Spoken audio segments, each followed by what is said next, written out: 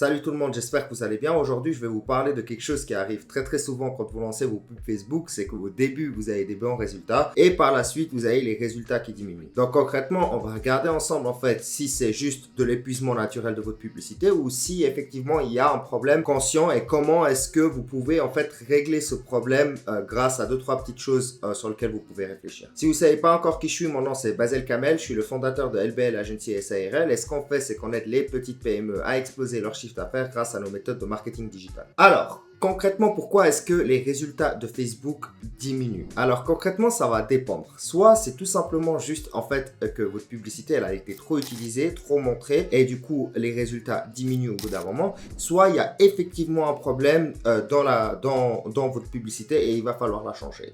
Du coup, le but de cette vidéo, c'est de checker le deuxième point, c'est de savoir ok quand est-ce qu'il y a un problème et qu'est-ce qu'il faut faire lorsqu'il y a un problème. Mais concrètement, naturellement, au bout de quelques mois, en fait, 1 ou 2 mois, votre publicité va, voire même 3, votre publicité va gentiment commencer à s'épuiser dû au taux de répétition de la publicité. Qu'est-ce que c'est le taux de répétition? C'est à combien de fois en fait la pub a été montrée aux mêmes personnes. Si ce taux de répétition commence à être élevé, alors sachez que c'est tout simplement naturel que votre publicité ne fonctionne plus. Par contre, si le taux de répétition est relativement bas, mais vous avez quand même une baisse de résultats, alors c'est probablement dû à autre chose et c'est ce qu'on va voir aujourd'hui. Alors du coup, pourquoi est-ce que les résultats de Facebook, est-ce qu'ils diminuent lorsque vous avez un taux de répétition bas? Qu'est-ce qui se cache derrière? Eh bien concrètement, on a l'épuisement de l'audience cible. Donc qu'est-ce que c'est l'épuisement de l'audience cible? Ce qui se passe en fait, c'est que Facebook va tout d'abord commencer à montrer la publicité à des inconnus et puis une fois qu'il montre la publicité à des inconnus et qu'on a un retour, donc les gens effectivement font le résultat souhaité, soit par exemple ils soumettent leurs informations et ça devient des leads ou alors ils font l'achat. Ce qui se passe, c'est que Facebook se dit ok, il faut que je montre à ce type de personnes. Le problème, c'est qu'il va commencer à montrer au type de personnes les plus réceptifs à votre publicité. Une fois qu'il a déterminé qui sont les personnes les plus réceptives, et ça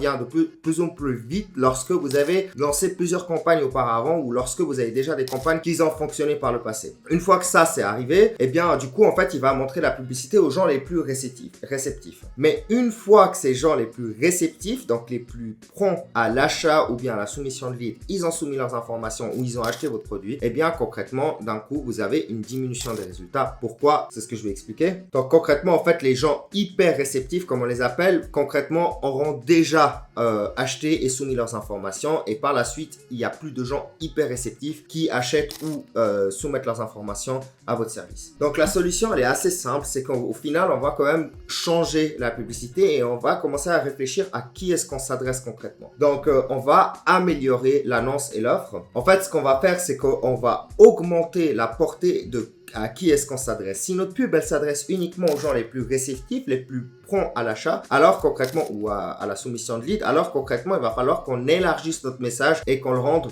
réceptif pour d'autres personnes qui sont un peu plus froides. Comme vous savez, les leads ou les personnes qui voient en fait vos publicités, ils sont plus ou moins chauds. Donc chauds à acheter ou bien chauds à soumettre leurs informations. Donc concrètement, ce qu'on va regarder, c'est comment est-ce qu'on peut atteindre une audience un peu plus froide et quand même réussir à les convertir. Donc du coup, on va détailler un petit peu les 5 stades de prise de conscience. Donc en fait, on a 5 étapes, 5 en fait mesures pour savoir si les personnes ils sont chauds ou pas. Alors effectivement, c'est pas des mesures parce que c'est pas chiffré, mais c'est juste pour comprendre un petit peu comment ça marche. Vous avez les gens qui sont complètement inconscients du problème, donc les gens qui savent pas qu'ils ont un problème. Ok, ça arrive. Certains services, les gens ne se rendent pas compte qu'ils ont besoin de ce service et puis du coup, il va falloir les éduquer. Ensuite, on a les gens qui sont conscients du problème, mais ils connaissent pas encore les solutions. Ensuite, on a les gens qui sont conscients des solutions qui existent et là, en fait, ils explorent concrètement les solutions qui sont à disposition et quelle est la meilleure solution pour eux. Et ensuite, il y a aussi les gens qui sont conscients du produit, donc ils connaissent votre produit et ils les comparent à d'autres sur le marché. Et puis finalement, on a l'audience qui est chaude, qui est tout de suite prête à acheter parce qu'ils sont intéressés par ce que vous faites et ce que vous faites spécifiquement et pas juste votre produit. Donc vraiment, on a 5 niveaux, comme je viens de le dire. Et du coup, on va s'adresser différemment à ces 5 personnes. Donc comment est-ce qu'on va adapter en fait concrètement notre pub à ces 5 niveaux? Donc concrètement, on a d'abord la publicité pour l'audience chaude. Là, c'est très simple. En fait, on fait une simple offre, une simple promotion. Les gens, ils connaissent déjà votre produit, ils connaissent déjà votre service, ils vont tout de suite acheter et ça marche super bien pour les audiences qui vous connaissent déjà, concrètement. Ensuite, pour les gens qui sont conscients de du produit de façon globale, mais qui ne sont pas forcément conscients de votre marque ou qui sont moins intéressés par votre marque, qui connaissent plusieurs offres, donc le niveau 4 que j'ai cité tout à l'heure, on va montrer en fait en quoi est-ce que le produit ou le service que nous on offre est supérieur par rapport à ce que offrent les autres. Donc vraiment, dans votre message marketing, il va falloir bien expliquer quels sont les avantages de votre service et votre produit. Donc le niveau au-dessus où on connaît déjà votre produit et en fait on est intéressé par votre produit, une simple offre va suffire. Par contre, le niveau un peu plus bas où les gens ils connaissent votre produit et ils les comparent à d'autres produits, eh bien il va falloir qu'on leur explique, ou votre service, c'est toujours la même chose, et il va falloir qu'on leur explique en quoi est-ce que le nôtre est supérieur aux autres. Ensuite, pour les gens qui sont conscients de la solution, ok, et qui cherchent, enfin des solutions et qui cherchent la meilleure solution à leurs problèmes, là du coup on va expliquer pourquoi notre service et notre solution est meilleur que les autres solutions. Donc là je parle pas des concurrents, je parle vraiment des solutions de façon globale, parce que par exemple, si on prend la perte de poids et le sport par exemple, et les gens ils veulent se remettre en forme, redevenir en bonne santé, eh bien vous avez plein de types de sports possibles, plein de moyens de le faire, et du coup en fait on va essayer d'encourager à notre solution bien spécifique. Okay? Par exemple, votre programme fitness ou votre programme nutrition, etc. Et on va essayer d'expliquer pourquoi cette solution-là est meilleure que d'autres solutions, même si on ne parle pas de en quoi notre solution elle est supérieure aux concurrents. Donc là, on va toucher une audience un petit peu plus froide déjà, qui connaît les solutions qui sont sur le marché, mais pas forcément les marques ou les différentes entreprises dans chacune des solutions. Pour les gens qui sont conscients du problème, mais qui ne sont pas conscients de la solution, eh bien là, en fait, on vient leur apporter directement la solution. On va leur expliquer en quoi est-ce que notre solution peut résoudre leurs problèmes. Donc, on va opposer leur problème à notre solution sans forcément parler de pourquoi notre solution elle est supérieure à l'autre, parce que en fait, ils sont déjà extrêmement froids. Donc, du coup, concrètement, un message où on explique en quoi est-ce que la solution résout leurs problèmes un peu plus en profondeur sans forcément comparer à d'autres solutions, eh bien ça va très très bien marcher. Donc là c'est le niveau 2. Et finalement on a les gens qui sont complètement inconscients du problème, et ça c'est les publicités les plus difficiles à faire, parce qu'il va falloir convaincre les gens qu'ils ont un problème et qu'on vient résoudre leur problème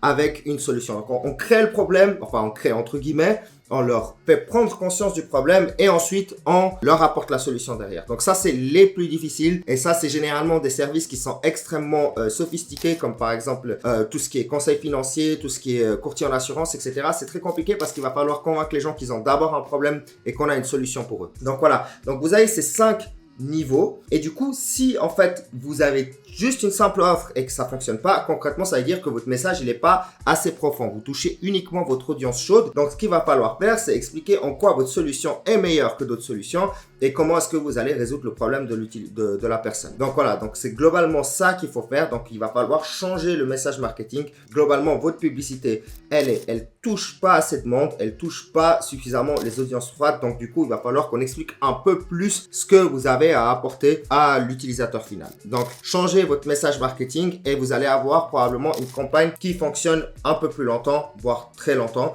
Et du coup, pour ça, de nouveau, il va falloir tester votre message marketing, corriger votre copie, corriger vos créatives et essayer d'éduquer un petit peu plus sur qu'est-ce que votre solution apporte. Donc, au final, on identifie le problème, on élargit, on éduque un petit peu plus sur notre solution et le problème, et ensuite, on adapte notre message et finalement, on relance les pubs et on teste. Donc globalement, c'est ça la solution pour des publicités qui fonctionnent bien au début, mais qui ne fonctionnent plus après. C'est que en fait, il va falloir changer le message et s'adresser à une audience plus large. Par contre, n'oubliez pas que si c'est au bout de quelques mois, parce que franchement, les publicités, ils peuvent vraiment durer quelques mois quand ils fonctionnent bien. Si le taux de répétition est relativement élevé et que votre pub, elle tourne depuis quelques mois et que ensuite vous avez les résultats qui baissent, ça c'est juste naturel. C'est juste que votre publicité a été trop utilisée et que les gens, ils l'ont trop vu, et du coup, il va falloir varier la pub. Mais si votre taux de répétition il est relativement bas, alors vous avez effectivement un problème et il va falloir tout simplement corriger votre pub pour que effectivement elle touche une audience plus large et qu'elle arrive à chauffer en fait les gens, les prospects qui sont moins intéressés, et à les rendre plus intéressants. Voilà, j'en ai fini pour aujourd'hui. C'était une petite vidéo. J'espère que vous avez apprécié. Si jamais ce genre de contenu ça vous intéresse, vous pouvez vous abonner. Vous pouvez aussi laisser un commentaire si vous avez quelque chose à rajouter par rapport à ce que j'ai dit. Sinon, si vous voulez travailler avec nous, vous avez un lien en dessous en fait où vous allez pouvoir booker un meeting. On va pouvoir discuter en fait de vos besoins marketing et de ce que nous on va pouvoir faire pour vous. Allez, c'était Basel. À tout bientôt.